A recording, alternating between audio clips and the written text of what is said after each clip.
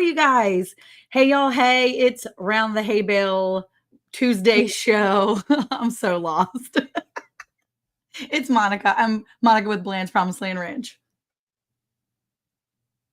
Oh, Jesse and Lisa are muted, but you would hear them intro. Yeah, we would hear us. What? Yeah. There you go. One job. Doesn't. I didn't mute it. It did mutes by itself.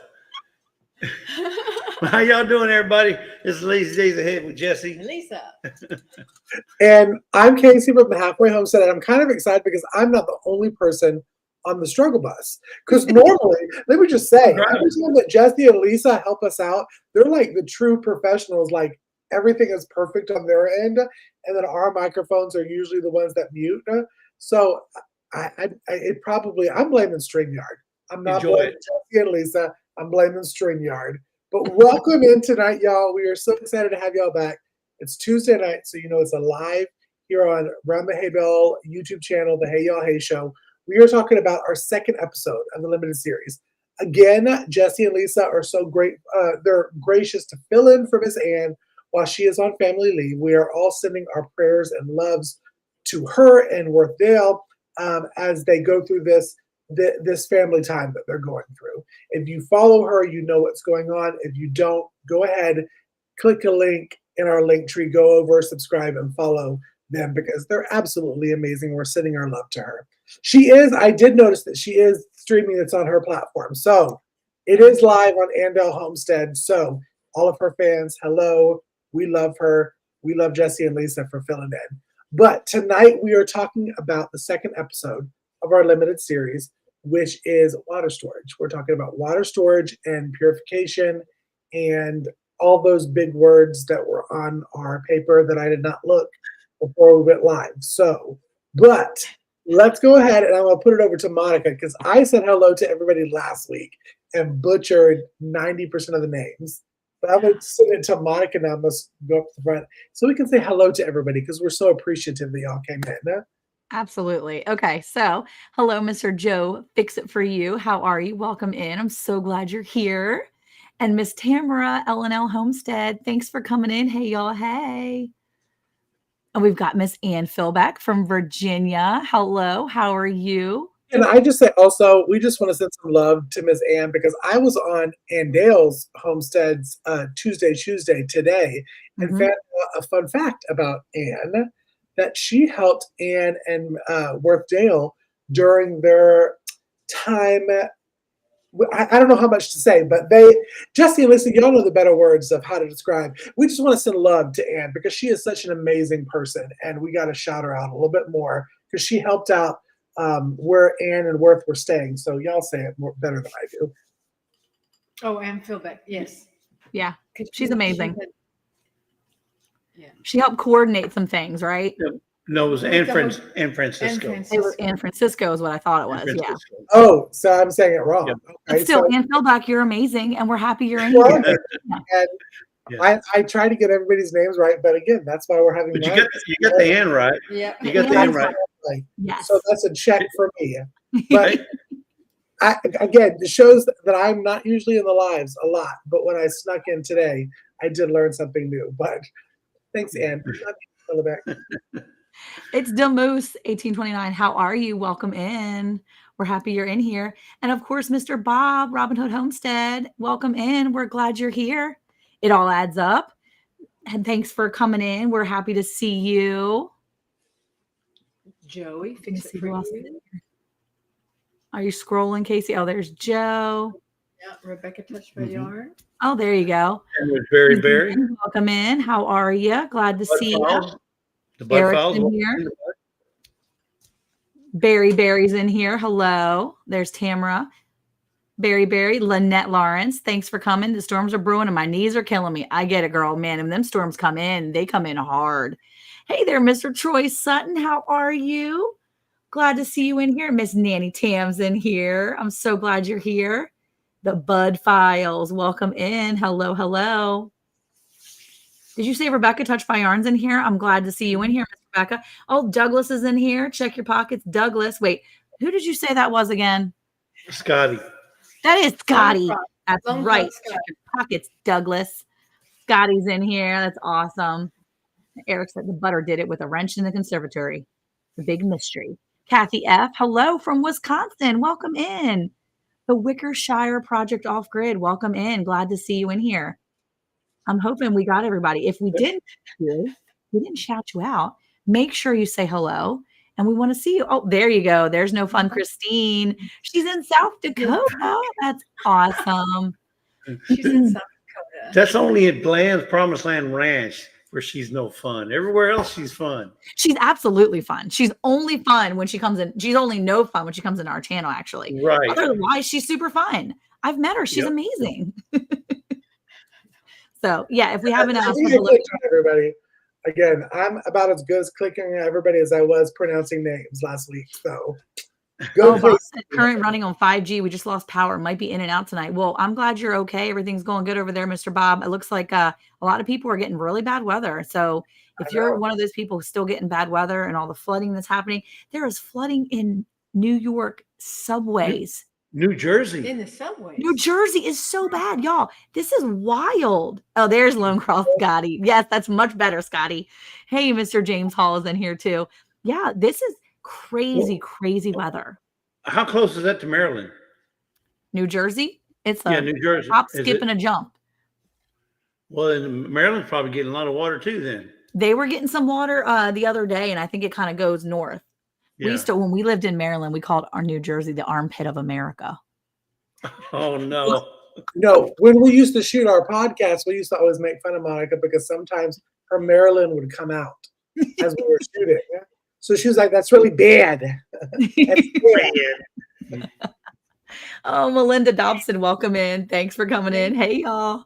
So, yeah, it's bad weather everywhere. But, you know, with all that water comes water catchment. Now, I mean, look, people are getting flooding, and that's for real. Mm-hmm. But we got some nasty rain the other day. It came in really fast. I did not expect it. Mr. Treasure Hunter Neil, hello.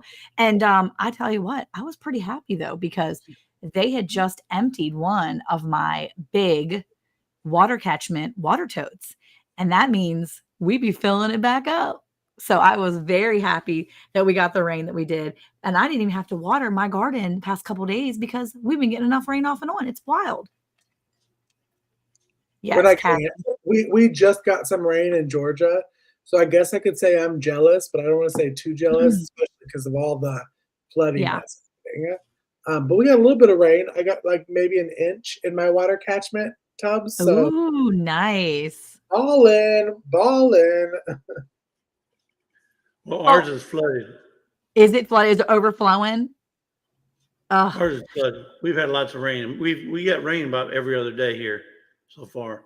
Yeah, it's been wild here. It has been weird. And I told my kids the other day, yesterday we were going to the movies yesterday morning, and I noticed that it was a thunderstorm. It was really overcast. It was really cool outside. And it's like 8:45 in the morning. And I'm like, you know, this is very unusual for mid-July. Normally, we're like pleading. We're like, please, Lord, send some rain. Like, we need rain by now. Normally, I have depleted several of my water catchments. Drought. The ground is starting to get crunchy normally by now. Hey, guys. Cracks everywhere. It cracks. The ground starts to open up and like swell and like plead for the sky to open up and give them some rain. And it is unusually damp. And I'm going to say it's unusually green. It is. It is very unusually green here in North Texas. July, because normally it's brown. Texas, you know, we're further south than she is, and it's really brown about this time. Yeah, I guess we're getting y'all. I guess Georgia is turning into Texas this year, and like it was the other day, we were 98, feel like 104, 105, which for Georgia is like I'm talking to Monica over the phone. Because we don't usually get that hot and no rain. But we got a little bit of rain today. So blessed. You know what? I don't even want to hear it because like 3 weeks ago, you were like, I must live in Seattle. There's so much rain here. I can barely, I'm like, I'm swampy. It's nasty. And now you're like, it's dry like Texas. Get out of here. Let me tell you, we joked about it because I was talking to one of my friends, and this one of my friends actually listens to our podcast religiously. and was really excited about the limited series. And we were talking about the water storage. And I said, yes, I'm really excited. For most of y'all that don't know, we pre-shoot our episodes. So when we shot this episode, it was a little bit a while back. So I had time to actually take note from the episode and actually put stuff in place to have water catchment. And so I spent the money and I bought, 2 black 75-gallon. I got trash cans with these brand new little netting that you put over it so it catches the leaves, but the water go in there. I was so excited. Dry. No rain. Like the only kind of rain that I've got is I shot a video for YouTube and I was using my hose to show how they work. And I was able to fill half of it up with my hose. So I was complaining a couple of days ago from being Seattle, but God decided to be like, ha ha, you spent money for nothing right now. Well, the thing is we discussed water catchment, right? So part of our limited series, we're talking about how to be prepared, how to, store up rainwater, how to store up your water in general. There are some people that can't do water catchments, right? Not the way like I have maybe, or maybe the way you guys do. But there's other ways to take water and catch water and then store water for long-term use, right? Or for later use, let's just say later use, right? One of the things you talked about, Casey, was canning water. And I think, Miss Lisa, do you can water? Have you ever canned water? You do. Because if you have jars already sitting there, why not fill them with water and put them up, right? Well, but it's when you're canning. So I do these when I'm canning, pressure canning meat or whatever, and I've got extra room. I'll fill with filtered water. I use filtered water. No, don't ever can and leave empty spots. You can put it. Fill up your space with a jar of water. So I probably got 2 dozen maybe on the shelf in my pantry. Yeah, and I've heard of people also putting like a clean washcloth in there also. So when you can it that way, and then when you have to open it, then you have the sterile cloth, whether you need to wipe somebody's face or. We talked about that because one of our older podcast co-hosts, Alicia from Country Mama Musing, that's how she canned her water. Was either, Monica, I can't remember if she used to buy a fresh washcloth from the Dollar Tree or $1.25 tree and put it in there, or if she would clean and put it in there. But we talked about that. Like, I would be so nervous that I would pick up the one cloth that wasn't fully clean and put it in your can, and it would kind of mess up the whole entire reason of why you're canning water with a cloth. But it is a good idea to be able to can water with the cloth in there for first aid reasons.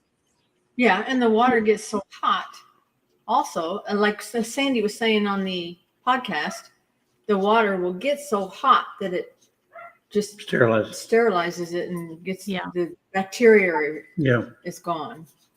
That's the whole idea behind canning, to kill the bacteria. Right. Well, I did after that episode. I kind of looked into, because I got really excited when Amazon and bought a still about 2 years ago, because I said, everything's going down. I need to make my own vodka. But then I thought you would think you could distill water through the still that you bought for not water, for other things. And so I didn't know there were so many videos on distilling water in a still, because everybody's really big on you shouldn't can, and again, this is what I saw on YouTube, that you shouldn't can faucet water. You should can like distilled or purified water. I think we had that discussion on the podcast, Monica, didn't we? Yeah, you did. That Sandy corrected me that you don't really have to, because it got so hot. But I thought it was interesting that you can go ahead and get you a still, then you can distill your water and be bougie like me and can just distilled water. Well, but here's the thing: if that's all you have, if all you have is tap water, then the city chlorinates the water. So, or unless you're getting it from your own well, but for the most part, if you're living in the suburban jungle like we are, the city uses the tap water. They use a lot of chlorine, so you can use that. But we use filtered water. We filter our water, and then we can the filtered water. But I mean, if we had to, we would do tap. Yeah. I grew up on tap. I drank out of a water hose growing up. Yeah. You know, and I'm okay. I'm just fine. Well, I wanted to touch on something. Someone in the chat, James Hall, I think made a comment that it's illegal in some states to collect rainwater. That is actually not true.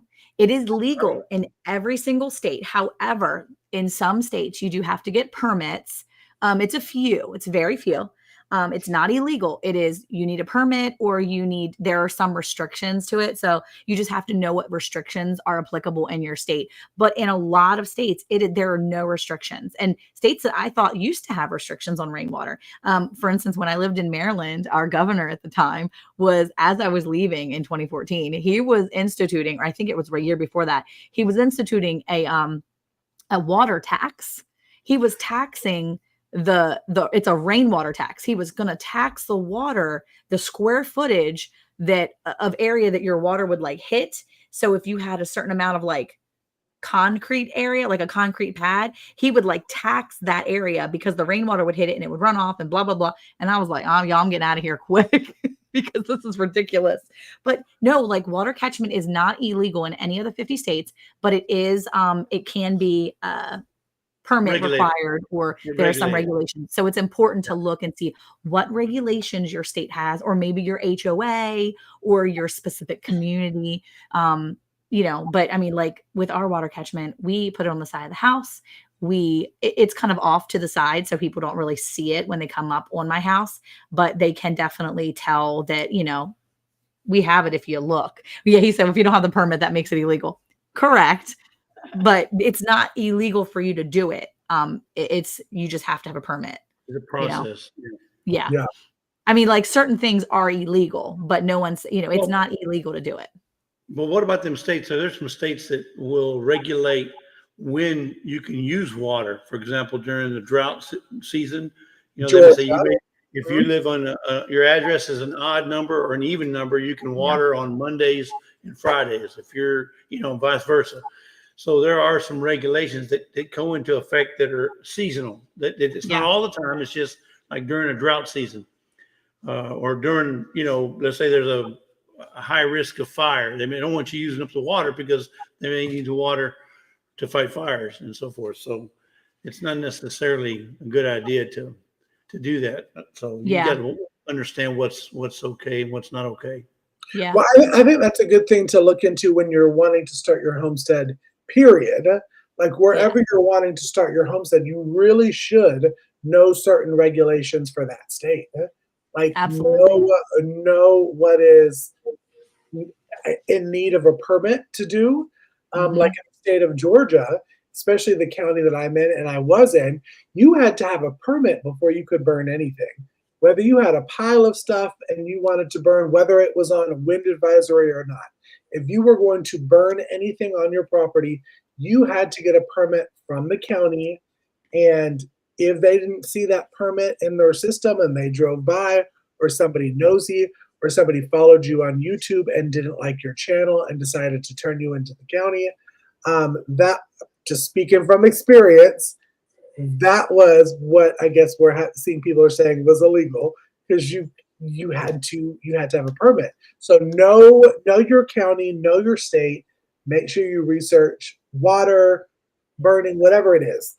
Know what you're doing before you move to that state. So I think that's an important thing to touch on. Well, and some states actually offer rainwater catchment incentives. So they actually offer incentives like different tax breaks or things. So if you are in like Florida or Hawaii, there are some states that will actually offer, they have programs that help incentivize water catchment so that you are encouraged to do it, because they want you to be able to do that. So yeah, I mean, that's a good thing. In Georgia, there's a regulation on rainwater catchment. You can only use it for outdoor use. It's a plumbing code, just so you know. So it's legal, but you can only use it for outdoor use. I've always been a rebel. So don't be drinking your harvested rainwater, Casey. My face was in it today. So my 1 inch of rainwater. But yeah, it's super interesting to, to know what's going on, know what's legal, know what's available in your area, and start saving that water, because there may be a time where you are in drought. And we're on a pendulum swing right now where we've got a lot of water here in Texas, but come mid-August, in a month, we may be crispy and dry, and I'm going to be leaning heavy into my rainwater catchment for sure. Yeah, I know Johnny Gillum over at Gillum Farms, his slogan is, we're 2 weeks away from a drought, always. So you just never know. But Yeah. we here in Houston, they have a water catchment program where they sell to the community, if you want to buy water catchment basins, or they're the big black drums. Yeah, you can buy them at a discount price. And they offer to any Houstonian that wants, or in the county, actually, anybody in the county wants to buy one. So we did, and we have it back there. We use it. Lisa uses it. It's got a nice little screen for trash and mosquitoes to keep the mosquitoes out. But it catches all the water, and it works great. That's awesome.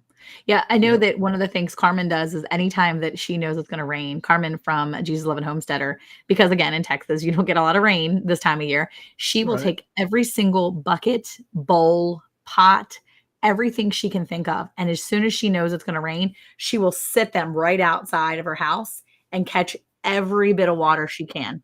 I mean, you'd think for sure that we were always in drought, but if you've been here for a while, you're almost always in drought here.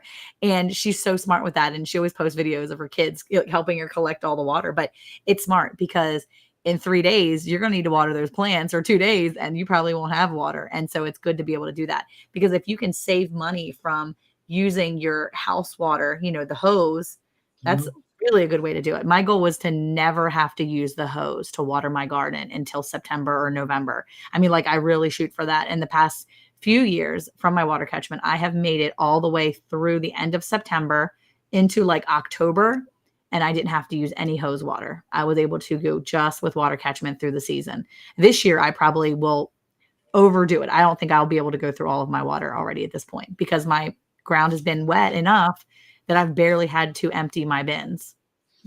Well, I will tell you that when you said that on the podcast about how you did that, and how you have the big mineral tubs in your garden area that your boys fill up, and that you try to use those before you use your water. And that was my main goal when I was preparing my little garden chicken area. I was like, okay, Monica says that her goal is that she doesn't want to use her water, whether it's well, city water, or whatever you're using, your hose water. If you could not use that hose water for the garden season, you're already saving money, which then translates into the amount that you spend on your tomatoes or your canning. All of that should be in your mind when you're thinking, okay, I'm going to raise my own tomatoes for canned tomatoes. That price that you put on there includes the water. So if you can catch your own water and use that, you're slashing off a bunch of money for your garden, because to water your plants, it's a lot of water. If you would sit and actually use city water from, when do we start? May, April until September, and then check your water bill and see how much it increased from just a normal month. You would really be surprised on how much it does cost for water that you can get from the sky. Yeah. I mean, that's the crazy part, is you get this from the sky. So yeah. Well, another thing, Eric comments in the comments, he said you would be better off learning proper filtration and have the ability to boil water. Boil cleans out biological filtration, removes debris and chemical. And I agree, there's a lot to it. And we talk about that in our series as well. We're going to touch on learning skills, tasks that you need to learn. As a homesteader, I do think we have an advantage, because than the other common people out there, because when you're a gardener, when you're a homesteader, when you do things on your own like this, you seek to learn out these skills, right? Hey, Glenda. And I think Casey has a water filter system, like a Berkey. It's like a knockoff Berkey. And a lot of people can do that. I actually bought all the supplies to make a homemade Berkey out of the safe, items that you can do that are, food grade or whatever. I have yet to do it. I want my boys to do it, but I bought enough to make 2 of those Berkey, filtration systems. I bought all the filters. I have extras. It's one of those things that I want my kids to do as a project and just haven't done yet. Now, those aren't instant, right? They take a while to. It does. And that was the point. That's one of the reasons why I Right. really wanted the kids to do it and then learn how to do it and then practice seeing how long. Because ideally I could write on the side, on the side of because I bought the food grade 5-gallon buckets and we're going to use those, and right on the side of them, this takes approximately 4 hours or whatever it is to filter all the way through, or however many hours per gallon or whatever it is. I want my kids to know that, to be experienced in filtering that water so that they know what that turnaround is to be able to drink it. I'll tell you, my knockoff Berkey, and I love my knockoff Berkey, has 2 of the filters. And you can buy the Berkey filters. They're just the same. Put them in there, screw them just the same. It usually takes about 16 hours. So at the end of the day, I will check the water level. And if it's low, I'm just going to fill it up and I'm going to put it right on, because overnight it will filter while you're asleep. But Jesse's right. It's not instant. Don't think you're going to collect this water and put it in this knockoff Berkey or a Berkey or in your water filtration system, and you're going to have instant water. Where you're going to do that is, funny story, I had a housewarming party when I was at the other farm, and tell me you're a homesteader without telling me you're a homesteader. And back when I was in the city, when you would go to a housewarming party, you'd bring what? Like a casserole or a pot of flowers or something city, suburban-wise. One of my buddies brought me a life straw. That was my housewarming gift, was a life straw. And that's the instant one. You're going to suck through that life straw into the stream wherever you're, and it filters all that kind of stuff out. So having 2 inside is a good thing to have. Having your knockoff Berkey, but I also recommend having a life straw just in case, because you can store those wherever, put them in your silverware. They're small. I should have brought them. We have one of those life straws. We have several of them. We have some of the knockoff brands, and we have different ones, and we have enough for every family member to have one. And of course the kids want to try everything that I get. So, which I think is perfect, because I think that if you're going to get something for survival skills or prepping or whatever, you need to know how to use it. You need to know how to apply it. And it goes especially for water, because water is such yes, James, exactly. Water is such a critical need when you are planning and prepping and things like that. So Susan in Australia, welcome in. So yeah, I think that's important to know how to use it, and to know how to filter your water, to know how to save your water, to store it. Is there anything you guys can think of that we maybe missed out on discussing in our podcast yesterday, Jesse, Lisa? Well, I was just going to mention, like for prep purposes, not necessarily for rain and plants and stuff, but for prep purposes, there's also plenty of options on Amazon. I know one of the options we looked at, or the ones I looked at, there's a foldable bag that you put in your tub, and then it has, when you unfold it, it has the spigot that you can put up to the the faucet of the tub, and you can fill up your bag. So the water's not just open into the open air, right? So it's in this bag, and then you can keep it in that bag and check the pH of it, and chlorinate it, or you can use something to. I guess that would be for like if a hurricane. If a hurricane comes and you need water. Yep. And because, or mainly even like the floods. Whenever we had floods, they always say you got to boil your water. Yep. So if you're gonna get flood coming up or something you got to prepare for, start figuring out what you're gonna do to store water, because you can only store so much. But I thought that bag was a really neat idea. So then your water's not exposed, and it comes with its own little pump. You can pump it out. Do we have a link for it, Jesse? Do y'all have a link? I don't, but I'll put it in my Amazon store. Are you talking about the one that fills up the whole tub, or are you talking about the squares? No, well, the squares are good too for portable use and carrying around. But this is just to fill in your tub. It takes up the length of the tub, and it has the cap and the arm that comes up to fill, and it's the amount of a mini pool. but that's only if you're in emergency. Obviously, in emergency, you're probably not going to use the tub anyway. So. But you can use it I think about that well, there's a lot of people that live, maybe you have 1 or 2 people and you have a bathroom that you don't use. My dad lives by himself. He has an entire bathroom he doesn't touch. When only time anybody goes in that bathroom is when I run over there and I'm over at Walmart and I call my dad and say, Dad, I'm coming over. I got to go pee. And I run over to my dad's house and go to the bathroom, or I'm visiting him and I'm using it, or my sister's using it. Otherwise, he doesn't go in that bathroom. He does not ever use the shower. So he could easily have that set up at any point and then just fill that bad boy up with water if he knows we're going to have bad weather or whatever. And, we used to live in Maryland, so we knew hurricanes. We know how to prep for hurricanes. You always want to get water. And those are great. And I wish they would have had them when I was a kid, because I know my mom used to always panic about making sure we had a bunch of water. And I wasn't going to be the one to scoop it out of the bathtub. She was like, well, we need to fill the bathtubs up. We can use it to flush the toilets. And I was like, I ain't worried about flushing the toilets. I'm worried about drinking.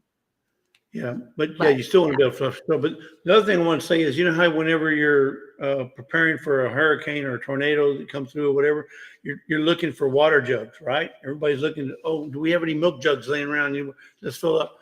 Well, on Amazon, you can buy collapsible drinking buckets. Basically, they're like the milk jugs, but they're collapsible, and then they're for storage purposes. And then when you need them, they uncollapse when you fill them up.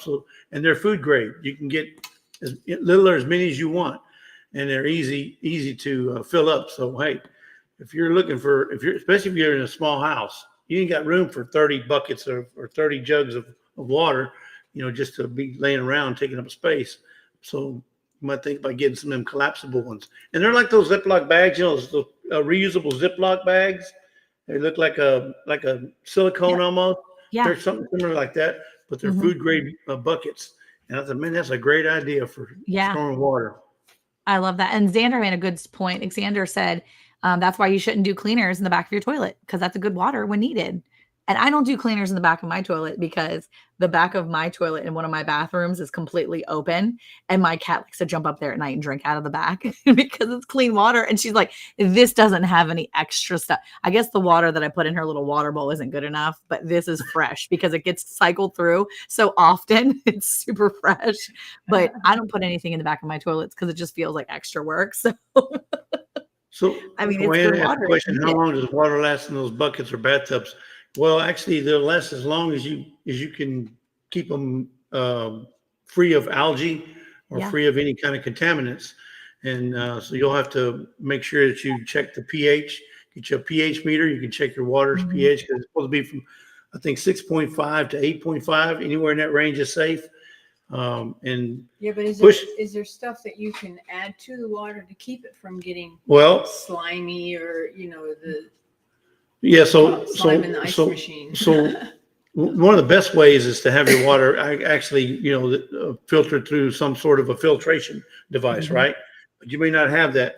But push come to shove, if you had to basically shock water because you think it's bad, bleach works well. A little bit of bleach will clean up a lot of water.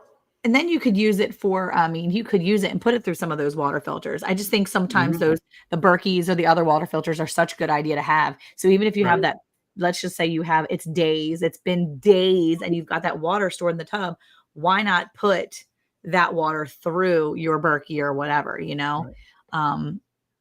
You could, and also, but push come to shove, if once the threat is gone, let's say the hurricane's over with, water lines are back in service, you can always reuse that water in your garden. Yep. Right. Just use the water. Exactly. Don't throw it down the drain. Just use it in your garden. Yeah. Little by little. Look, I think we had such a good discussion. Yeah, exactly. Wash your car. Look, I think we have had such a great discussion on water catchment, water storage. If you guys think we're missing anything, which I love all your comments. The comments are amazing. I've learned a lot too. It's one of those things that I always like to learn new things and learning about how to save water, how to make sure I'm prepping water, and how to have it to be clean, not only for my kids, but also for my whole family, even for my animals, Look, my animals drink nasty water, so maybe not too clean for them, but needless to say, water is important. It really is. And it's something that we sometimes forget about. And then we think, okay, how am I going to do this? So thank you guys so much for hanging out with us tonight. We're trying to keep it to our 30 minutes. We were over a little bit, but I'm really happy you guys came out here on Tuesday night to spend with us. Don't forget to come back on Monday. We drop our Hey Y'all Hey, Around the Hay Bale podcast. And we're here, Hey Y'all Hey, on Tuesday nights at 7 p.m. Central, 8 p.m. Eastern, right? Did I say the times right? Because I'm like totally not. Yeah, 8 p.m. Eastern. And thank you, Jesse and Lisa, for hanging out with us tonight and just, filling in for Miss Ann. And y'all keep Miss Ann and Worth in your prayers. Please keep her in your prayers.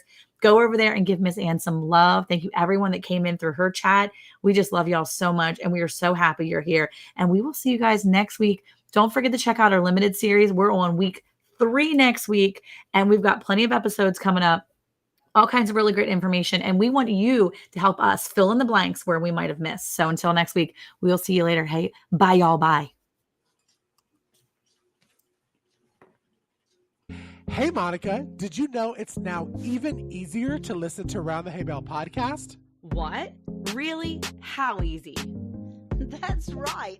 All you have to do is say, Alexa, play Round the Hay Bale podcast. Playing Round the Hay Bale podcast on Apple Music. Ooh, we're really fancy now. Tune in to Round the Hay Bale every Monday at 9 a.m. Central Time.